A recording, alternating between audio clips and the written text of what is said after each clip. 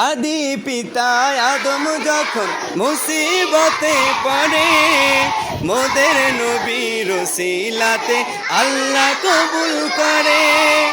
আদি পিতা আদম যখন মুসিবতে পড়ে, মোদের নবীর ওসিলাতে আল্লাহ কবুল করে।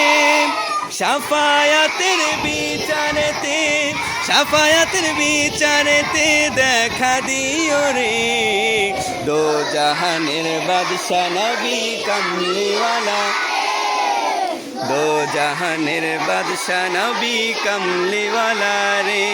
আমার দয়ার নবী রে, আমার মায়ার নবী রে, হে আমার